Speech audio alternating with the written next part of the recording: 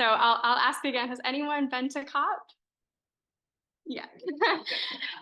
Dr. Andy Thompson at Sewanee has been to COP, so he is another resource if this is something that sounds really interesting to you. If you're interested in being a delegate, you don't have to be ordained. Obviously, you can go as a lay delegate representing the church. But if this is something you're interested in, if this really lights a fire under you, feel free to reach out about it. So a brief overview of where we're going today. I'm going to talk a little bit about what the COP is, the Episcopal Church's presence at the COP, why this COP is so significant, and a bit about my experience at COP. Then we're going to segue into a relationship I've perceived between climate adaptation and resiliency and spiritual adaptation and resiliency. And I'll share some tools that may be helpful in cultivating spiritual resiliency in a climate changed world. But before I begin, I would just want to give a big thank you to the Sisters of St. Mary for allowing us to be in this space together today, especially our prioress, Sister Hannah, for her fearless leadership and support and for being on it today. They're in the back supporting. Thank you to the Episcopal Church and its work that it's doing, and the dedicated and hardworking United Nations Episcopal Church delegation team that we had this year. Special thank you to Bishop Mark Andrus and Dr. Andy Thompson for their support, feedback, conversation, and their own work. And a special thank you to Reverend Casey Perkins for his tech support. And last but not least, thank you for your presence here today. Thank you for showing up. Each of you is here for a reason. And if you're just getting into climate advocacy, into this realm, welcome and congratulations on taking action to learn more about climate advocacy work. So take a breath, and just breathe into this consecrated and holy space where God dwells here with us. Can I have a brave volunteer to pray us in today?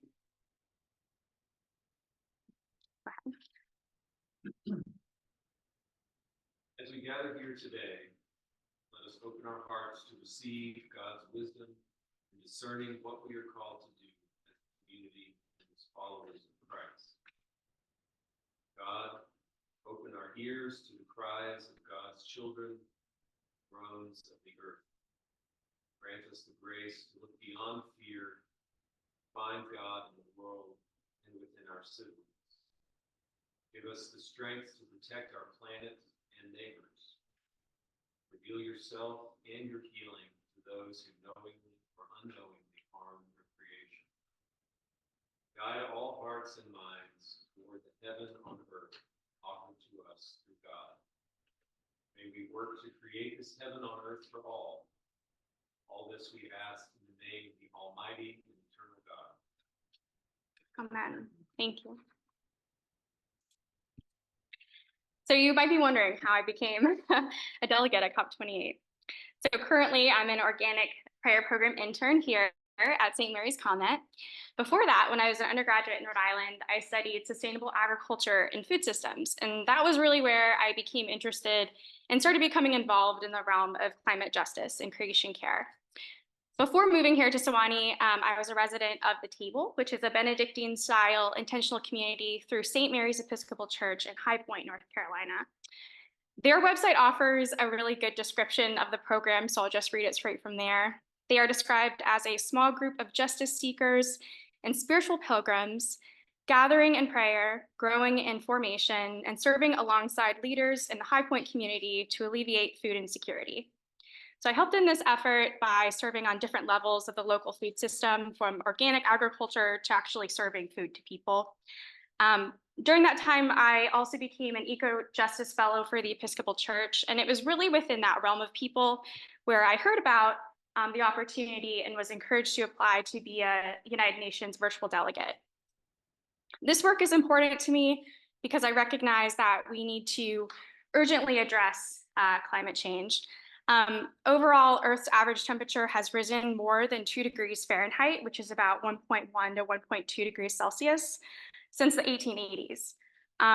Every extra bit of warming matters, so we should be fighting for every fraction of a degree. If warming is kept at or below 1.5 degrees Celsius, the impacts could be devastating and could even be irreversible. And the effects are already impacting millions of people over the globe. So this is not something that's distant and far from the future.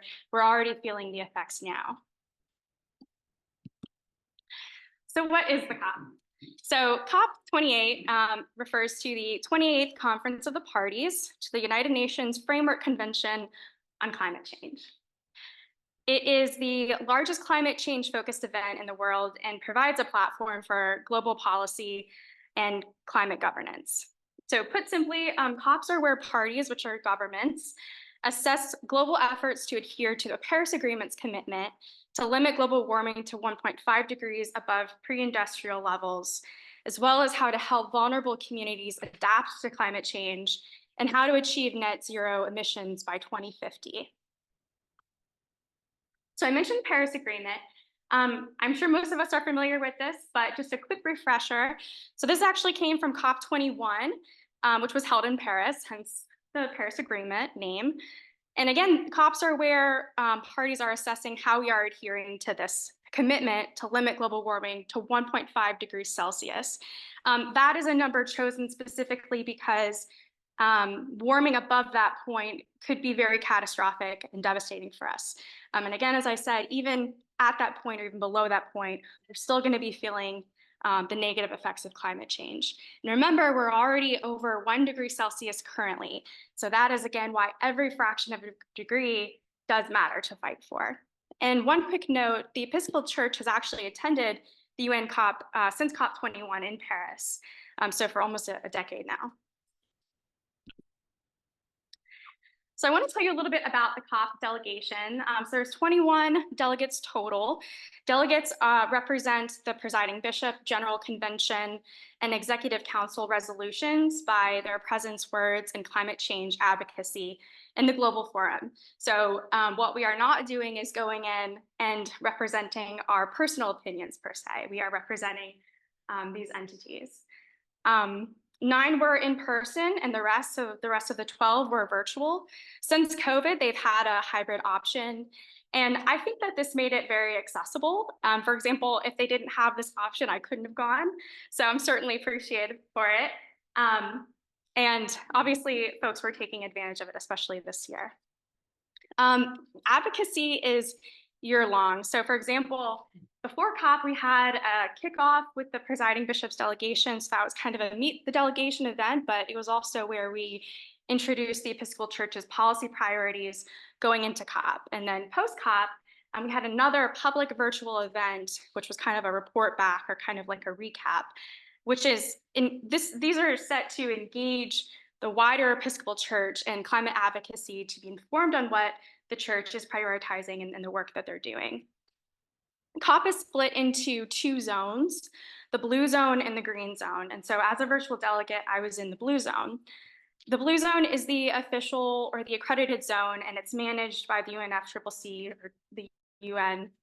All of the official events and press conferences take place in the blue zone. So this is also where the formal negotiation space is, where only party delegations, heads of state, and admitted observers can access. So I went in as an admitted observer.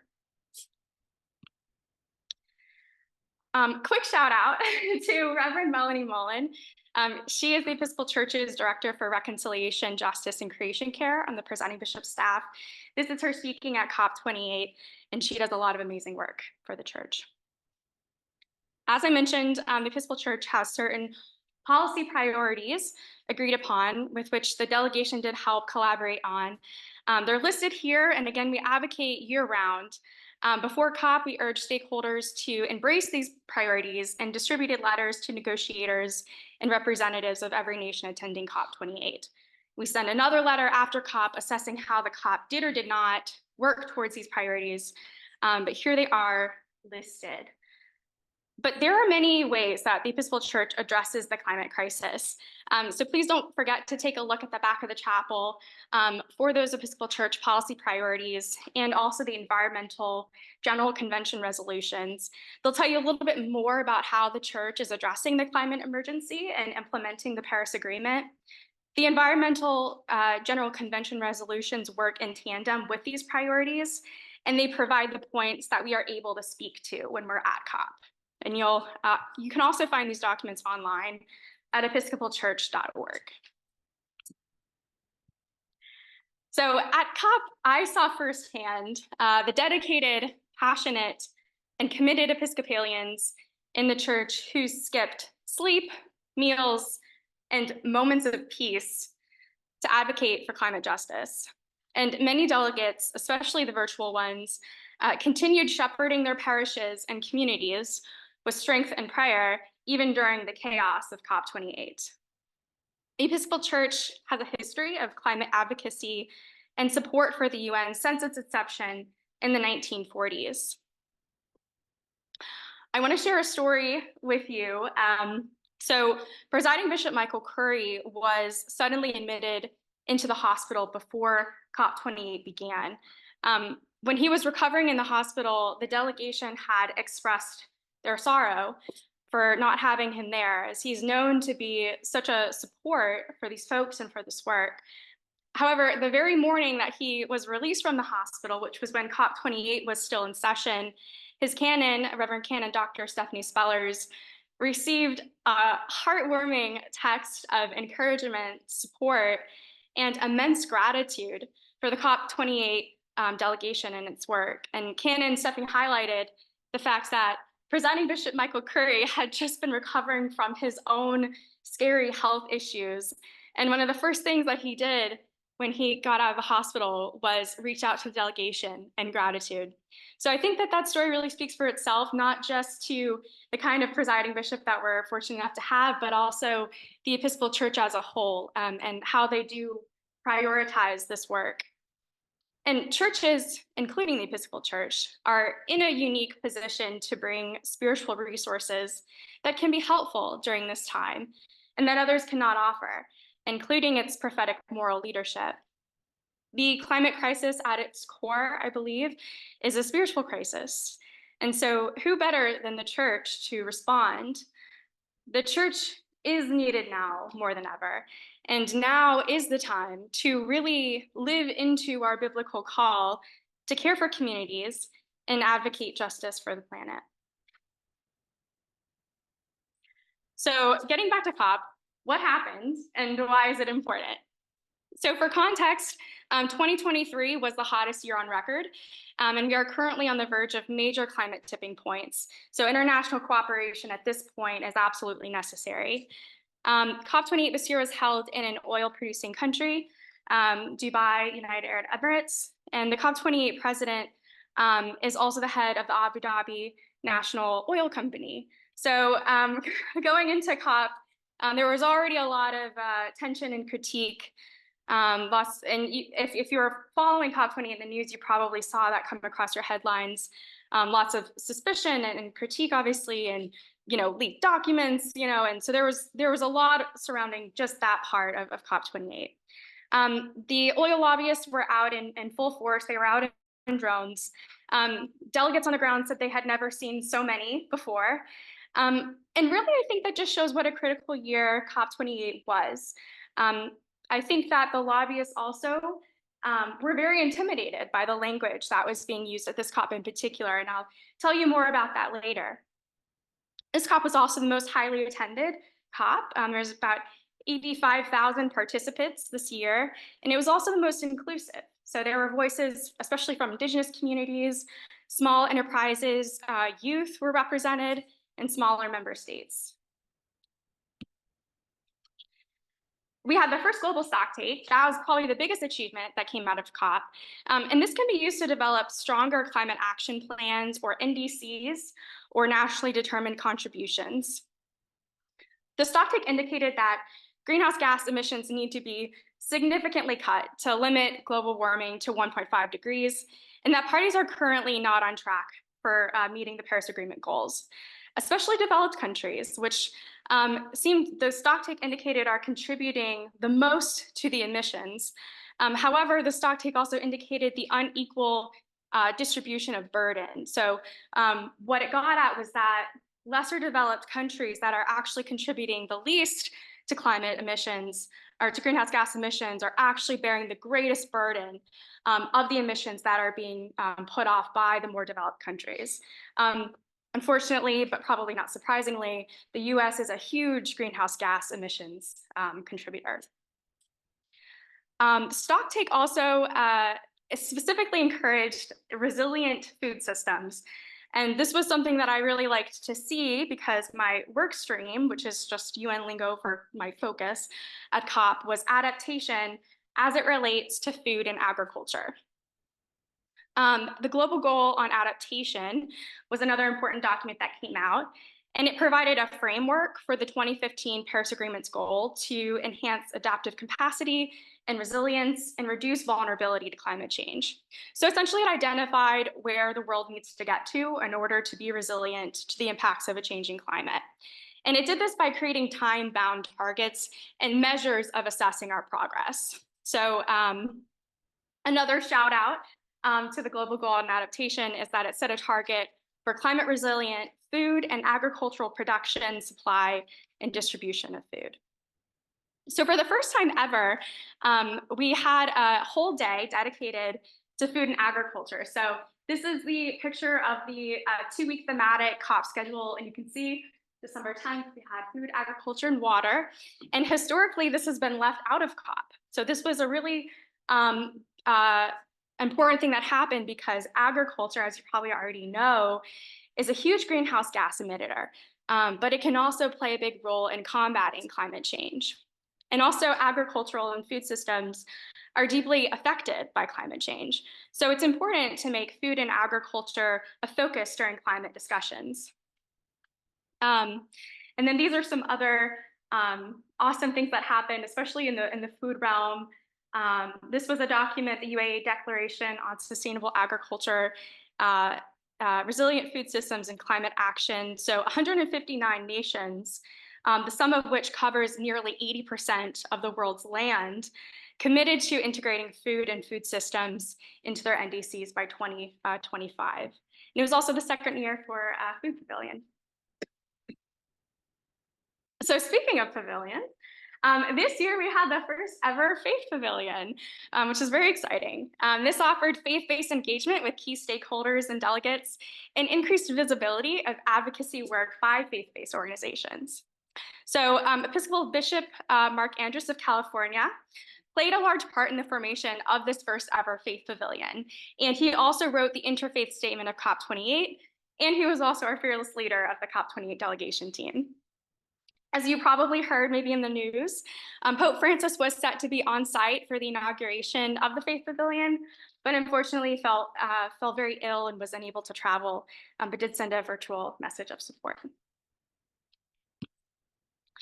So at the Faith Pavilion, we had these beautiful meditation cards, and these are some pictures of them listed. there were 9 different faith traditions represented.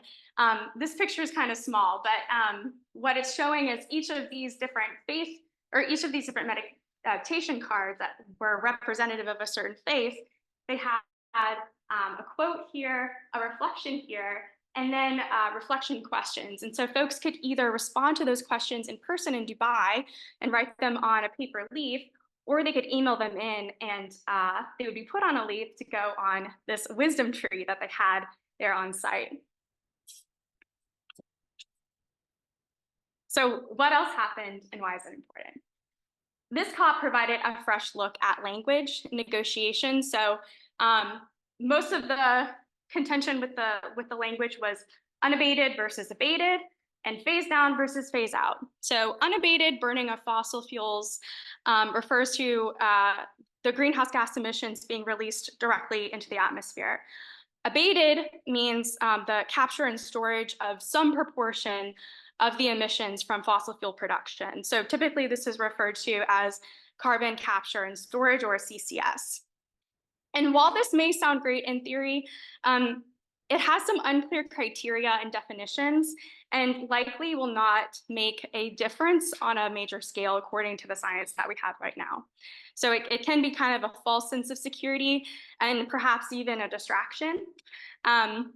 It still allows fossil fuel production to continue and versus focusing on phasing out of fossil fuels, which is exactly what it sounds like. It's referring to the elimination of fossil fuel production, typically in a just, fair way, an equitable way, versus a phase down, which would refer to a gradual reduction of fossil fuels. So after going 17 hours overtime and after 2 days of negotiation, the final text agreed upon calls for a just, orderly, and equitable transition away from fossil fuels and included the call to achieve net zero emissions by 2050 and increase climate finance. So the language used was phase down versus that phase out of fossil fuels, of unabated fossil fuels. So it did fail to produce stronger language that many were looking for. However, for some context, fossil fuels, the words fossil fuels, were not even included in the Paris Accord, which is historic now to us today. But this COP did address the need to phase out fossil fuels in a just and fair way in order to transition to renewable energy. It also called for the tripling of renewable energy capacity globally and doubling global average annual rates of energy efficiency improvements. This final text was criticized, especially by small island states, for not providing what was needed and for leaving out small island states' voices in the discussions. The UN Climate Change Executive Secretary quotes, "While we didn't turn the page on the fossil fuel era in Dubai, the outcome is the beginning of the end." So many folks are calling this COP in particular the symbol of the beginning of the end of the fossil fuel era. I want to take a moment to speak to the prayer that happened throughout COP and how integral it was from my own personal experience. Even though this was the first year for the Faith Pavilion at COP, historically there's been a need for prayer and people of faith to be represented at COP. Bishop Mark especially recounted stories of being stopped in stairwells at COP by people asking for prayers, people of all different faiths. And so he really recognized that there was a need here for people, and that may have been a really big motivation for him in the formation of the first ever Faith Pavilion. Within the delegation, I was on a smaller team of delegates that focused on prayer and worship during COP. We hosted a climate justice compline twice a week for both civil society and delegates to attend. And it was truly an honor to be a part of this team and to be able to host a place for prayer and to officiate the last compline service with Katie Ruth of Interfaith Power and Light. In addition, the Episcopal Church had prayer cards and reflections, and they were printed out for Dubai and also shared throughout social media. The prayer and worship team had the opportunity to share a reflection on one of the prayer cards as well. So I wrote a reflection on and some prayers on the prayer card Interbeing, which was shared during COP28 along with the other reflections and prayer cards. So these are just four. They obviously had a lot more. But this was kind of what they looked like. They had a word, there's compassion, reconciliation, forgiveness, a quote from scripture, a meditation, and a prayer. And then we could do a reflection on this. And as I said, we were also doing climate justice conference twice a week. For me, daily prayer during COP helped me to refuel. It was important for me to maintain a consistent cycle of prayer, of doing the daily office and maintaining my own personal prayer routines. Alongside with the complines and also prayer during our daily delegation meetings.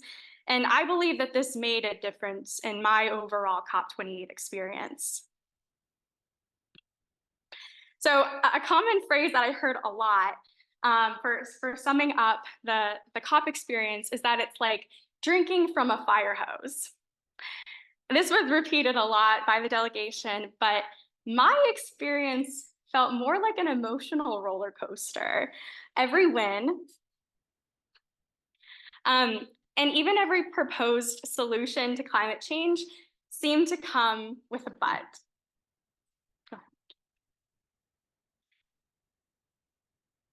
Oh, there.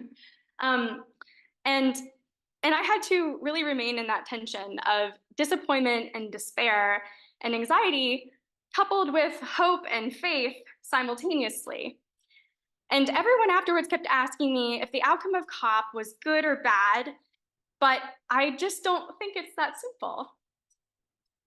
On the last days of negotiations, I felt like I was in a liminal space.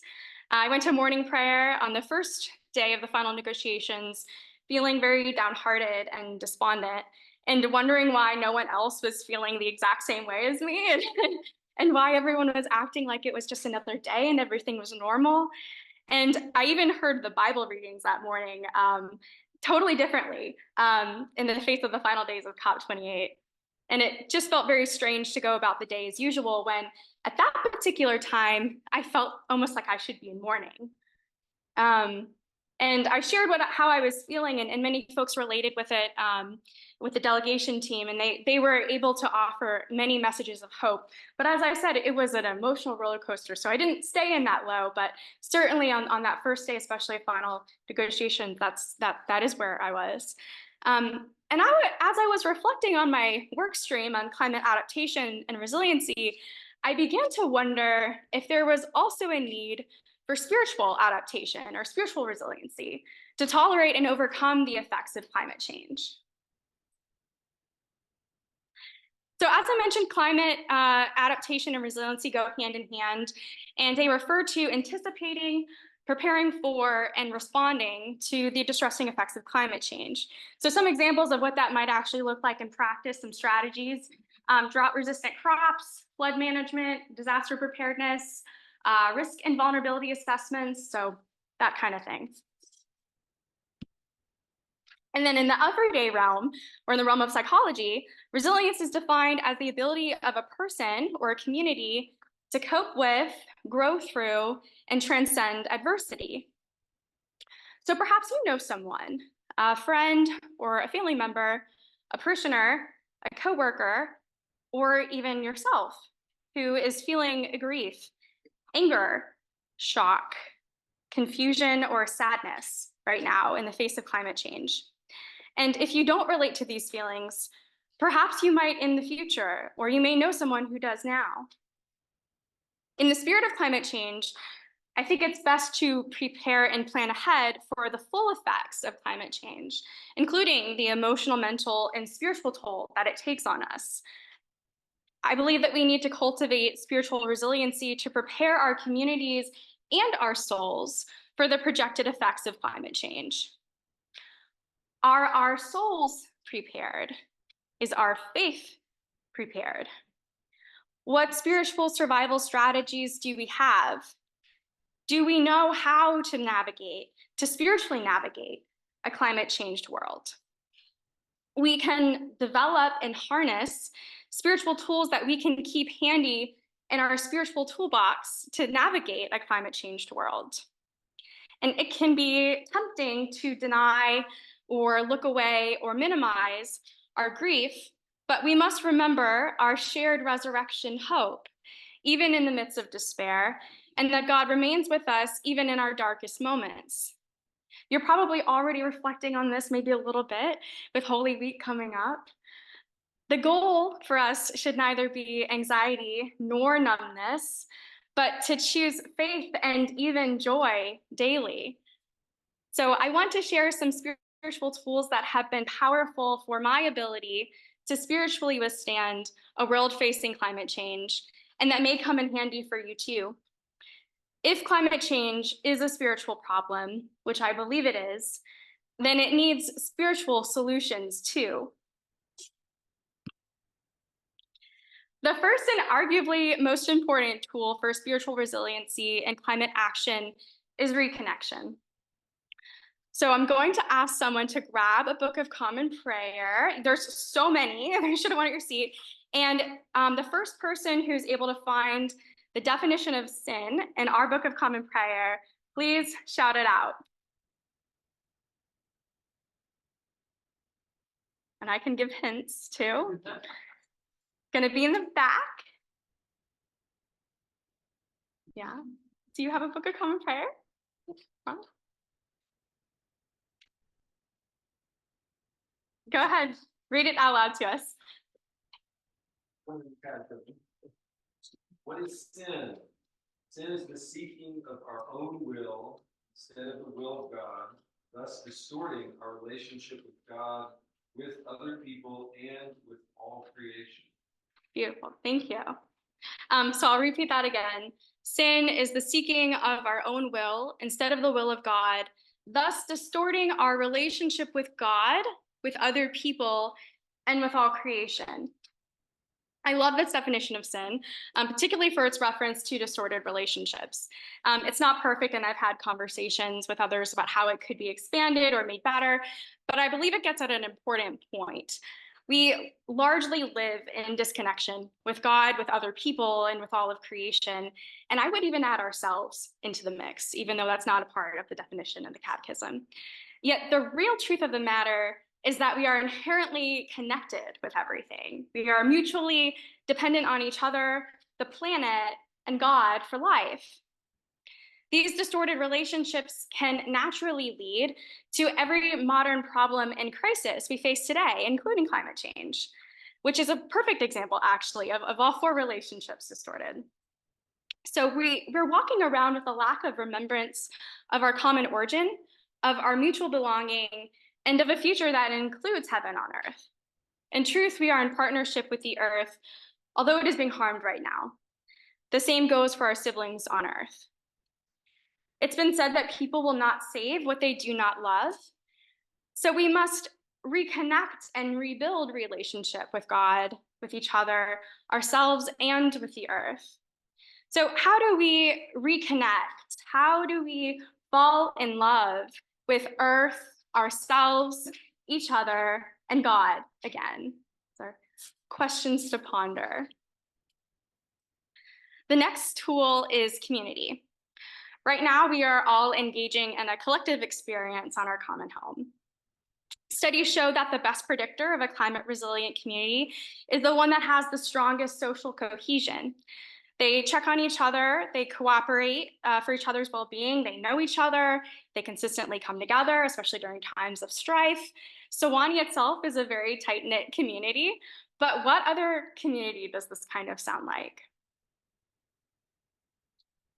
What comes to mind? Church? Yeah, that's what I thought too. I think of church communities, so don't underestimate the power of church communities. As a community, we must stand in solidarity with other communities suffering from catastrophic weather events and migration crises prompted by climate change. We are more resilient when we are connected. We are spiritually weaker alone and siloed off. Therefore, community is a very important tool for spiritual resiliency. So yes, we hear and talk a lot about the sin of greed when we talk about climate change. But what about the sin of pride? The next tool for spiritual resiliency is humility. Sometimes we forget that we are animals. We must stand in solidarity with our more than human siblings and ancestors who are being harmed by climate change. The sin of pride would say that we are not animals and that animals serve us. They're here for us and for our use. But in truth, we are stewards and protectors. And together we are tied to the earth as cohabitors and earthkin of the same creator, God. In our baptismal covenant, we commit to proclaiming by word and example the good news. We commit to justice and peace and respecting the dignity of everyone. But how do we say that we will actually do these things? With God's help. With God's help. So it's always with God's help. So there's a deep humility in knowing that we cannot fulfill these commitments to justice and peace alone. Faith and humility can come together in another way as well. For example, it's not our choice to see the fruits of our labor. That's not why we live out our baptismal covenant or do climate justice work.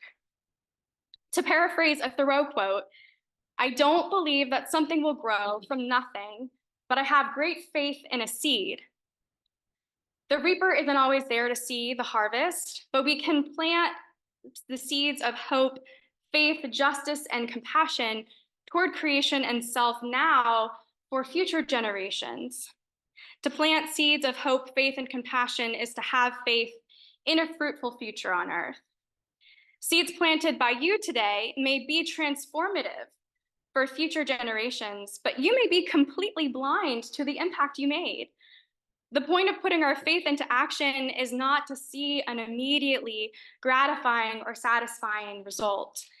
There was never any guarantee of that. If we act simply for the anticipated or hoped for results or recognition or reward, we will surely burn out quickly and not recognize how simply holding the light of Christ in the world is one of our highest callings. And especially in the face of darkness and in the face of climate change. And this light has the power to inspire and transform. A deep surrender into faith with humility must occur to face climate change. Will we still embody our faith with God's help without the promise of immediate results, recognition, or known impact? Will we still commit to do what we commit to do?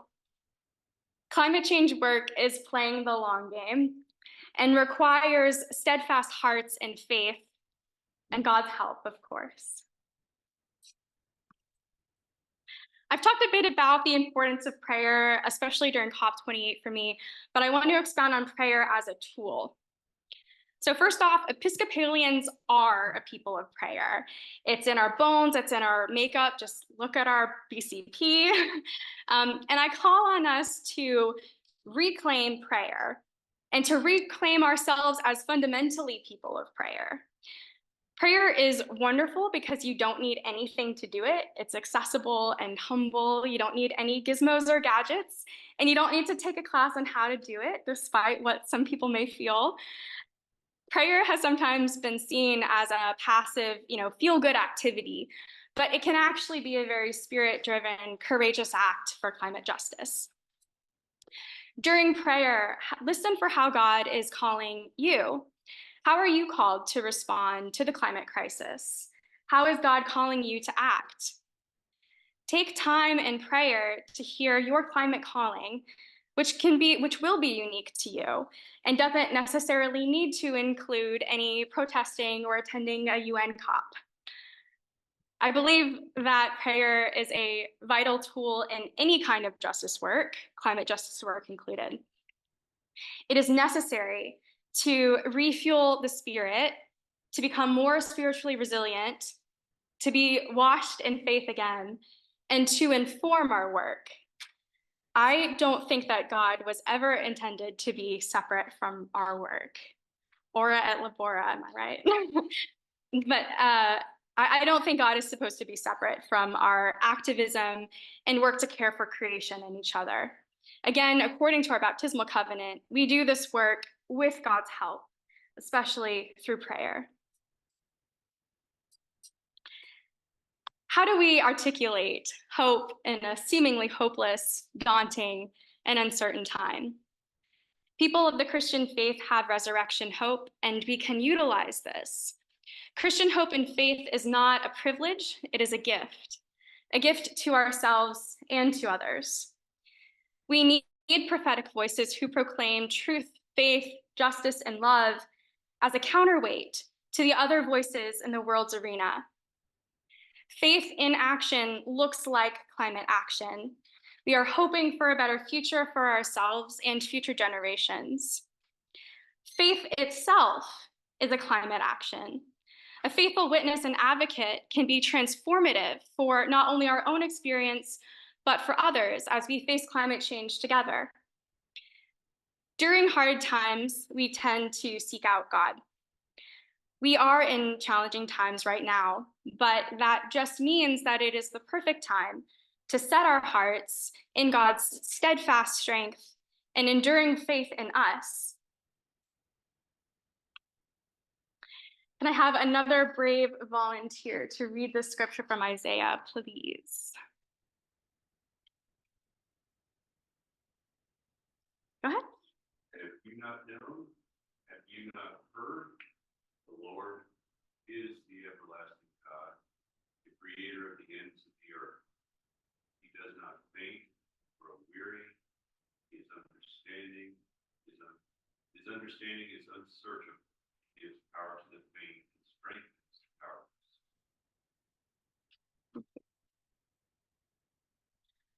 God is strong, secure, and steadfast, even in the face of climate change, and continues to offer faith to us.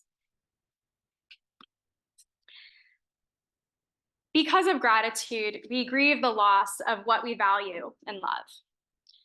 Gratitude is an antidote to despair and as a motivation to protect what we value and love.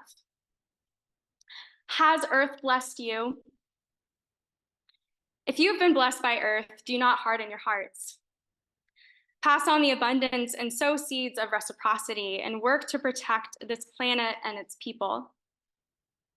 We have all been blessed by what we've been given and by what we've taken from the earth. So what gifts and passions do we possess that we can use to uphold and support heaven and the reign of God on earth? Resilience means to transform. We don't go back to the way things were. We adapt and transform and move forward. We must do the same spiritually. In order to change society, we have to transform not just the structures, but human hearts. Humans make up institutions and structures, and thus a collective spiritual transformation naturally results and transforms systems and structures. This change requires a change in worldview and what we value, in our thoughts and actions, and in what we allow and do not allow. Policies will not make a difference in our trajectory if the same root spiritual issues continue to fester without a transmutation of our collective disease. Pope Francis astutely notes in Laudato Si that there can be no renewal of our relationship with nature without a renewal of humanity itself. Each holy relationship between self, others, God, and nature could be healed through our own spiritual transformation. Beyond individual transformation leading to transformed systems, studies show that simple actions and conversations can influence positive mirrored changes in others' behavior and possibly even their perspectives. And not to be left out, churches must change too. This moment in time offers an opportunity for a radical re-envisioning of what it means to be human and what it means to be church. We have eco-chaplains and eco-preachers now, but I would almost argue that this may be missing the mark a bit. I don't think that climate awareness and the ability to pastor to a growing eco-anxious and grieving world should be siloed to certain niches of clergy. I think all clergy should be informed and trained in this. Studies show that parishioners who hear sermons about climate change are more likely to prepare and protect communities. And yet a 2022 Pew Research Center report said that 70% of Americans say they're not hearing about climate change from the pulpit.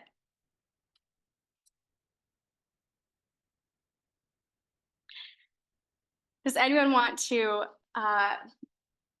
say our ending prayer for us?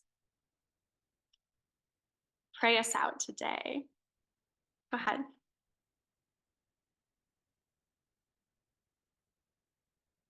Eternal God, we know that you are a loving, liberating, and life-giving God. Help us to care for the earth with the hands and heart of Christ. See the beauty, not just in nature, but in each other. To allow our minds not to idolize prophets over people,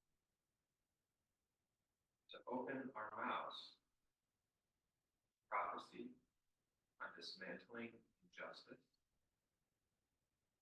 to make space for more voices at the tables of climate negotiation. All this we ask in the name of the Creator. Amen. Thank you. I hope some of these tools can be helpful for you in that it's helped you to tackle climate change from a more holistic approach that uplifts personal and collective spiritual resiliency and climate action in the face of climate change. We should never stop our pursuit of justice and peace, but we should do so informed of some of the spiritual tools that can enhance this communal calling. And so now I'd like to open it up to any questions you may have, anything that spoke to you, anything that was shocking, anything that made you just stop for a moment and think.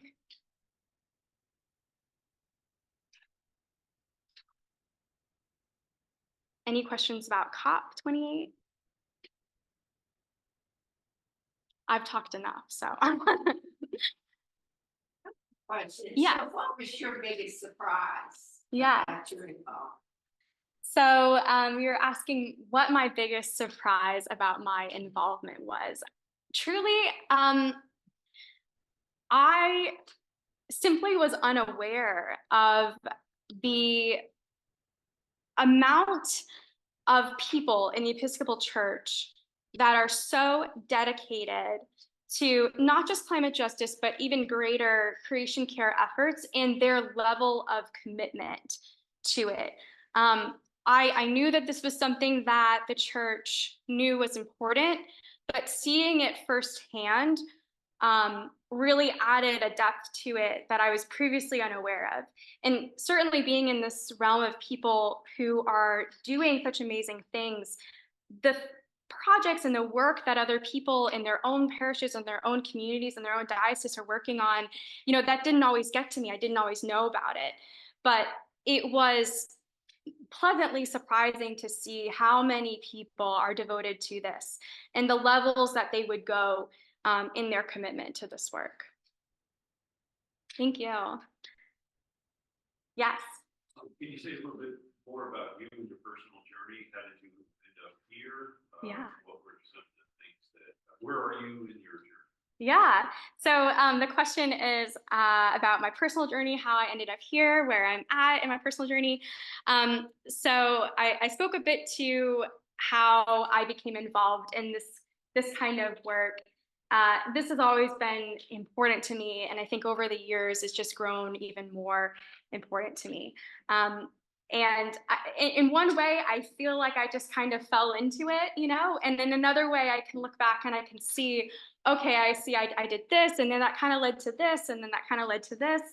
So I don't know if that is getting at your question. Is that more of your question about the creation care work, or?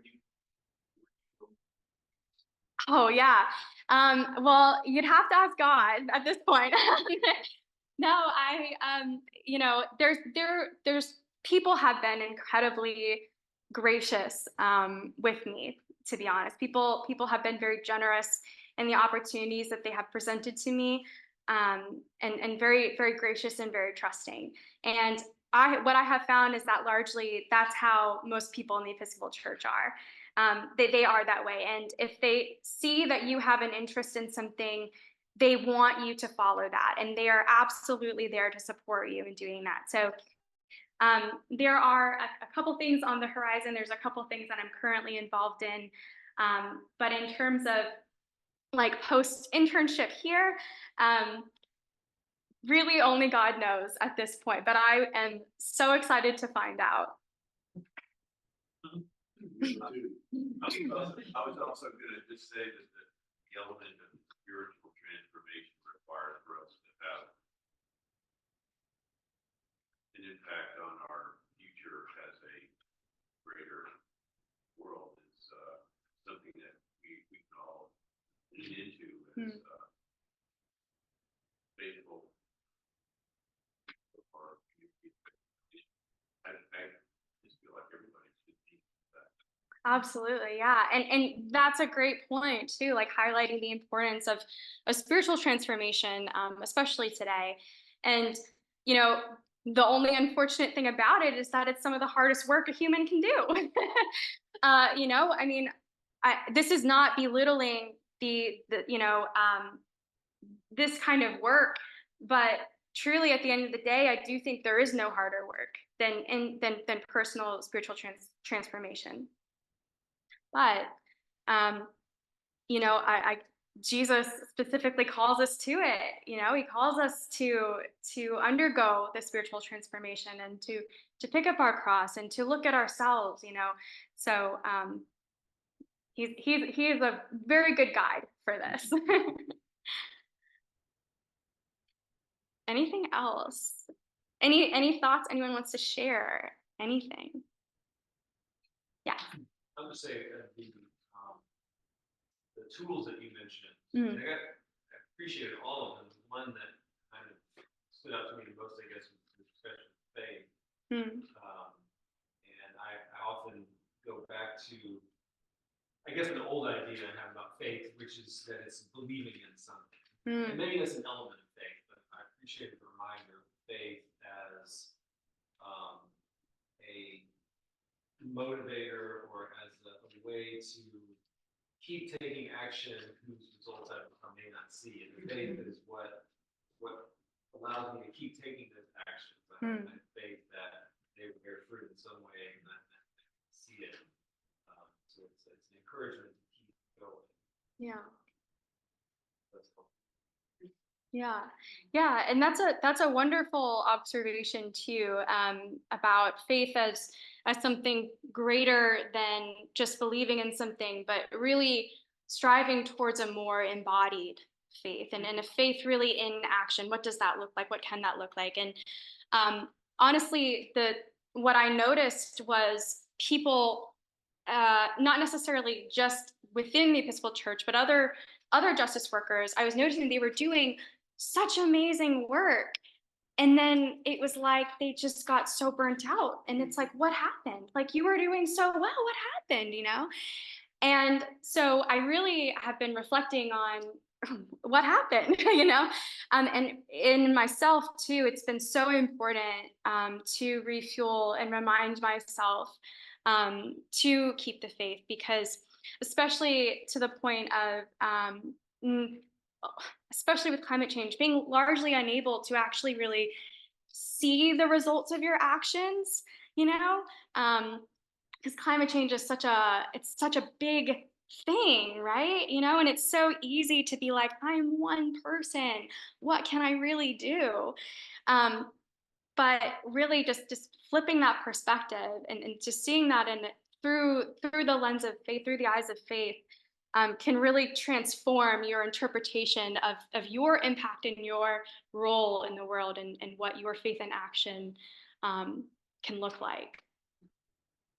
But I think to kind of circle back to what I was trying to say, actually, in saying that is, I think that there are many, many, many good intentioned, hardworking people that are working to see their effect in the world. And many times you just can't, and you will never know the effect that you had. But you have to have faith that you did have an effect. But it does take faith. It's hard. Yes. I get from you a really sense of which I think is very important, is a sense of gratitude. And I think that that's, for me, so critical when I feel like, it's not working out. But what am I grateful for? I sense from you that you have a strong faith out of gratitude for so much. Thank you. And I think that's very powerful. And I think we look for that in our spiritual life. Where does our power really? Yeah. And yeah. That word, it comes from God. Yeah. And acknowledging gratefully. And I see that very inspiring. Thank you. That's very kind. Yeah. You're noting gratitude. And I do believe, I think I said this, but I do believe that gratitude really can be one of the best antidotes, especially to despair, which is a place that so many of us will just naturally go, especially when we're considering and reflecting on climate change and you know, things like this. So I do think that it's really important to really put on the eyes of Christ and to look for the reasons to be grateful in the world, because even in the darkness, even in dark times, even in a climate changed world, there is still so much to be grateful for. And so it's committing to choose gratitude daily and to choose joy. It's okay. It is okay to still feel joy in a climate changed world. That is another thing too that I think sometimes we really do ourselves a disservice. And we have the best intentions. You know, we want to be empathetic and compassionate and, you know, be in solidarity. Um, and that is good. It is also important, especially for spiritual resiliency, to continue to choose joy too. That's something that, again, I've seen different types of justice workers be unable to lift themselves out of these places of despair that they fall into because of the good work that they're doing. So, you know, it's important to think about how do we lift ourselves up from these pits of despair that are so easy to fall into, and I think gratitude is one good way to do that. Thank you all again so much for being here, for your presence. I hope that you got something out of this today, and thank you.